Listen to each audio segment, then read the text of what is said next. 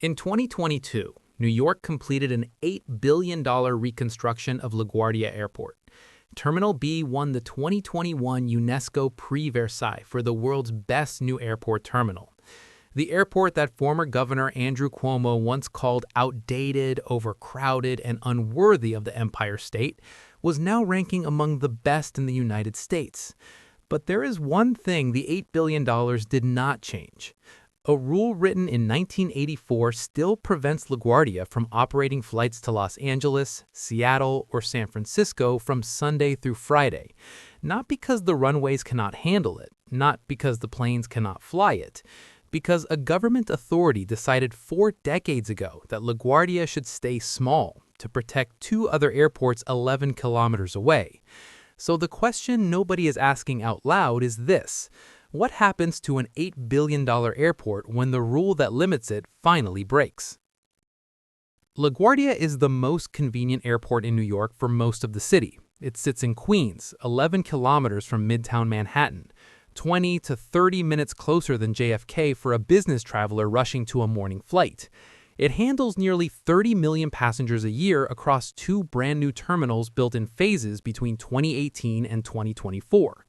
Terminal B alone, $4 billion, built by a private consortium called LaGuardia Gateway Partners, won UNESCO's highest architecture prize and was named the world's best new terminal by Skytrax in 2023. Its arrivals and departures hall covers 850,000 square feet of naturally lit space, the largest of its kind built at a U.S. airport in decades. And yet LaGuardia cannot fly you to Los Angeles on a Tuesday. It cannot fly you to Seattle on any weekday. The most architecturally celebrated airport in the country operates under the strategic constraints of an airport that no longer exists, the overcrowded, deteriorating LaGuardia of 1984. The paradox is precise. The more the airport improved, the more visible the rule became, and the more visible the rule became, the harder the fight to keep it. New York spent $8 billion making LaGuardia world-class and left the one rule that limits its potential completely untouched. Today, we are going to look at how airlines are already testing its limits and why those tests keep failing. And we are going to understand what happens to JFK's $19 billion expansion if the perimeter rule falls, and why that answer changes everything about how New York thinks about its airports. What the Port Authority has never put in a press release is that the perimeter rule was never primarily about safety or noise. It was about which airport gets to collect the revenue. The first is the political origin of the rule. In 1984, LaGuardia was handling more traffic than it could manage. The Port Authority of New York and New Jersey, the government body that operates LaGuardia, JFK, and Newark simultaneously, imposed the 1,500-mile perimeter to redirect long-haul traffic to its other 2 airports. The only permanent exception was Denver, which already had nonstop service when the rule was created. The runways at LaGuardia measure 7,003 feet, long enough for a Boeing 737 MAX to fly coast to coast. The rule is not a technical ceiling, it is a political one. The second is the slot system that amplifies the rule. LaGuardia operates under a federal slot system. Airlines must own government-issued permits just to take off or land.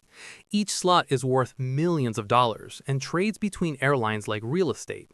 If the perimeter rule falls, those slots immediately become more valuable because a carrier with a LaGuardia slot could fly to Los Angeles instead of Buffalo. The redistribution of slot value would reshape which airlines dominate New York overnight. The last is the Saturday exception that reveals what is really at stake. The perimeter rule has one recurring loophole. On Saturdays, it does not apply. In June 2025, American Airlines launched 3 Saturday-only routes beyond the perimeter from LaGuardia: Bozeman at 1,894 miles, Kalispell at 2,035 miles, and Calgary at 2,032 miles.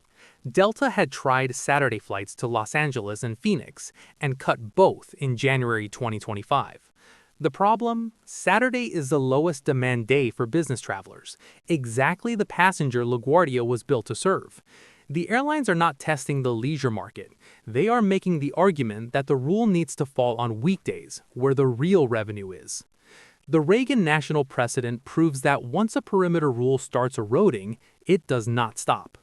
Reagan National Airport in Washington, D.C. has operated under its own perimeter rule since the 1980s.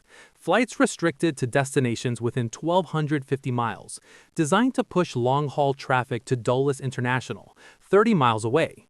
For years, the rule held. Then Congress started adding exceptions, one city, one route at a time. Each exception was justified individually. Each one shifted passengers from Dulles to Reagan. Today, airlines already operate daily flights from Reagan to destinations beyond the original perimeter using congressional slot exemptions, and Dulles has never fully recovered the traffic it lost. The pattern is documented and repeatable.